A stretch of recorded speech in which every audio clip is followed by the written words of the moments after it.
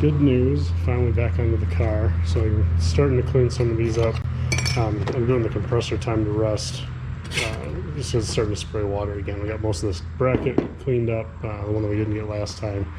And then I got out the straps. So I hit these with metal prep, since they're pretty smooth just from when they were stamped. That should etch them up just fine. And then I siphoned out the residual water from this tank, and it's got kind of a, not too much, like if I wave a paper towel on it, maybe 30% coverage, just kind of brown dusties.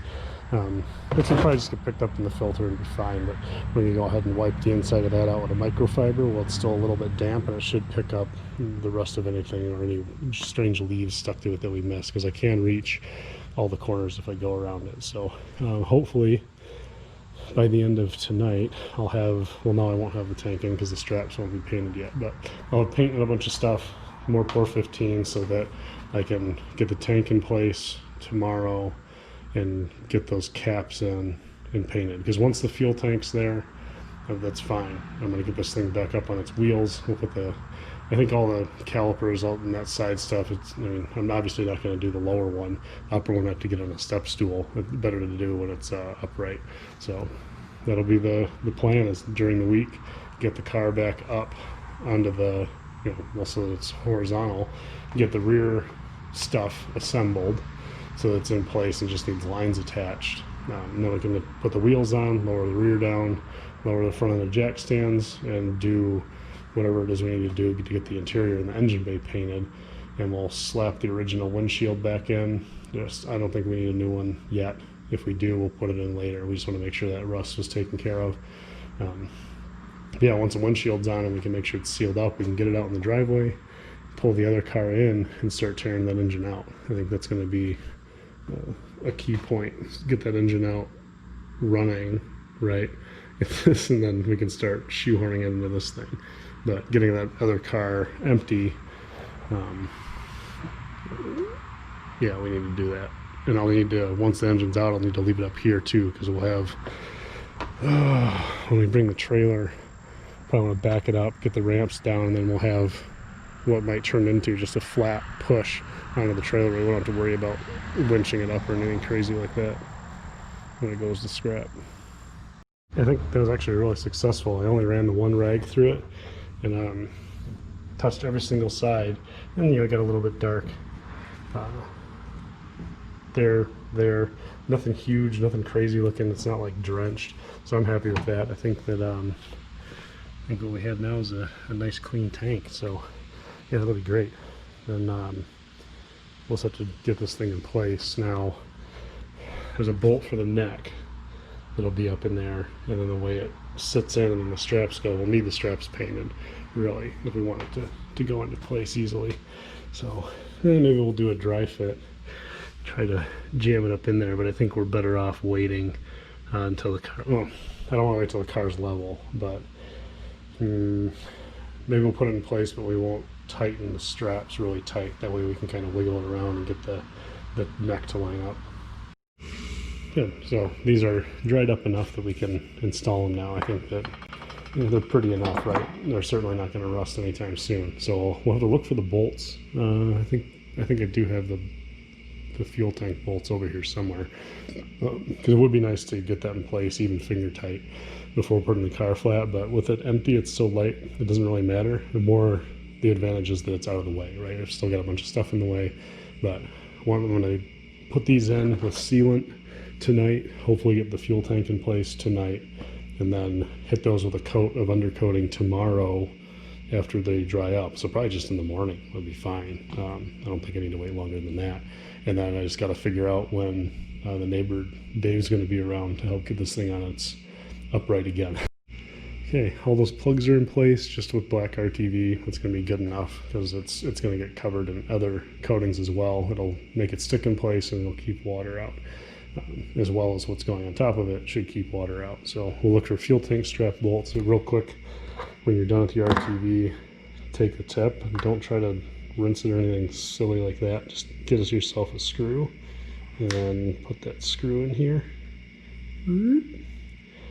and, you know, clean out that junk off the end. We'll wipe that up later. But after that cures, you can grab that screw and pull all that silicone out as one big piece, and then you'll have a clean tip for next time. There you go. Fuel tank is most of the way in. I didn't tighten the bolts down. They're actually not even the fuel tank bolts. They're just some that I found lying around at work. So it'll keep it out of the way. Probably go ahead and take the exhaust back out to the shed. We're not going to mess with that until after the car's running. I've decided we're going to get the engine in and then no hood, do a stack with a flappy valve because it'll be fun. Probably won't do it permanently, but if I V-band it, I can make it an option, right? Where, oh, going to the drag strip, you want to goof around, take the hood off and throw your flappy valve on. So there's even the possibility, I guess, I could get a second hood that has a hole cut in it so it's nice and clean, but that's for further down the road. We'll focus on making it work. So yeah, with all this stuff in place, earliest point possible this week, I want to get it back upright so I can start assembling rear end stuff and get it on wheels, because the sooner it's on wheels, the sooner I can take these, whatever the hell you want to call them, this tilt rig off, and then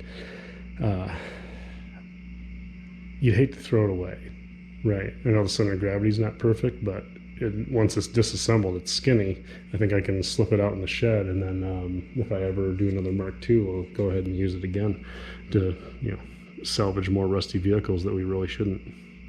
So I had a bit of an adventure with the van replacing that injector seal and made a medium-sized mess, not a huge mess. You got some crap there to clean up, some crap here to clean up, and it is what it is. Now I got a leak. Had that power steering noise, and there's a leak coming out of the rack on the passenger side somewhere, dripping, that I couldn't see even jamming a borescope up in there at work. But you know, it's difficult to know what I'm looking for since I'm not super familiar with that car at this point. So I think tomorrow we'll just pull the passenger side wheel off and check it out, with the goal being to verify that yes, I need to replace the rack, get a part number off it somehow, get something ordered, and then focus back on the car, because we're making good progress and we're moving along. And that, my suspension came today. Super happy about it. They had last delayed it to the 31st of this month. Then yesterday I got a shipping notification with a tracking number that didn't make any sense, and UPS claimed it didn't exist. And then today while I was at work, the wife sent me a text that I got some heavy shit, and it was from KW. So I was like, like I warned her I'm gonna be super excited, because I'm like, I haven't had one of these suspensions in a while, and I really, really like them a lot. I'm a big nerd about them. So we're gonna contain ourselves. We're gonna get the tools picked up, prioritize, and then we'll have this nice space where I can, you know, put the shocks up here afterwards and we can take a look at them. This is probably one of those boxes inside of a box sort of things. I ordered a small one of the Gorilla tripods, so stuff like this should be easier in the future.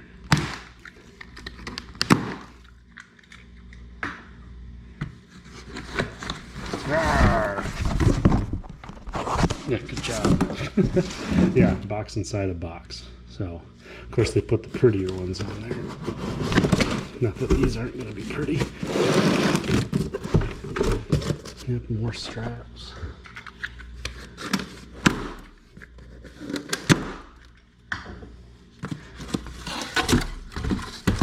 What? Has a little box for your wrench thingy. That's neat. How's this open? I'm gonna fling it everywhere. Yeah. Giant book of junk. Wait. Rebound? Fuck off. I thought these weren't adjustable at all. Maybe they're not damping adjustable, but they are rebound adjustable. Well, that'll be neat. And then, I don't remember what that's for. Oh, they got foam cutouts for two. Why didn't you send me two? Am I supposed to have two? I thought so. I might have to send this to the manufacturer, because I think, unless, oh, look at that groove. I think they're different types. So maybe I only do get one. We'll find out soon enough. Expandy foam. Oh, those are beautiful. Cheese and rice. Okay, calm down. I fucking love these things so much. All right, let me compose myself. So here's a little more direct comparison. Just, you know, sanity check, right? Are they roughly the same height-wise when they're fully extended? Sure. Do note that this is how these came out, which was raised all the way up. I don't know if it's a good or bad sign. But they also didn't have, I mean, this guy had all kinds of stuff jacked up, right? Like this bushing didn't even have the washer, like it wasn't fit right. It wasn't fit right. So, well, these will go in correctly, obviously. They're way prettier. Now, Y-Techs are made by KW, so there's probably some similarities. The thing I like about the KW so much is that this body's stainless, right? This whole shock body's stainless steel. If I can abuse these and power wash them off, and they will look almost like they look now. The only things on this that really can rust is like some of this crap, and then if you get chips in your spring, the perch is composite. They used to be aluminum, I think, but they're a plastic now. So it looks like, yeah, we only need one spanner because we're not using two. That uses a set screw. I'm not a huge fan of that because that means you're crushing into these threads, but you know, it should be we get it at the height we want. And then we leave them alone. Now the rears, you probably wouldn't even use the set screw because they don't pivot, whereas the fronts pivot. So if your bearing ever went bad up here, you could get some kind of ratcheting mechanism where it starts moving this around on its own. We're not going to worry so much about that, but let's see. So there's no adjuster on the rear, unless it's probably under that cap. Maybe there's a little, maybe that pops up. Maybe we'll read the directions at some point. Or maybe the fronts are only adjustable for a rebound. I don't know. I didn't look that much into it. All I knew is I was like, well, I like the V2s. When I had those on a Mark II, I loved it. The suspension was amazing. And I didn't really adjust it very much. So I was like, well, I'll just get the V1s since they're pre-adjusted. Well, not pre-adjusted, but they say they set them where they like them, and I trust these guys. So yeah, let's get the fronts up here and see how they look. Here we are, old front, new front, same thing, you know, the Y-Tech's not stock, but really similar. Like I said, same company, stainless though, stainless steel, it's amazing, it's my favorite. But everything here looks in order. We'll have to, we'll dig into the manual a little bit and see what's going on, because this has that's got looks like a little cap too, so I wonder if you do have to pop those off to adjust it. We're not going to do anything crazy, right? Because we paid a good chunk of change for these. Want to make sure they stay nice. Same thing, we want to make sure we have all the proper tools to tighten this nut without being a dirt ball and just using an impact, right? We want to do it by the book, because if we keep these nice and something happens like last time. So I think when I had the V2s, I paid, oh shit, this was like 2008, 2007 maybe even. And yeah, I put down like 1,600 and some change for those. And then I spent a year and a half on them, took them to a bunch of track days, had a riot, power washed them off so they looked really nice, and sold them to a buddy of mine for 1,200.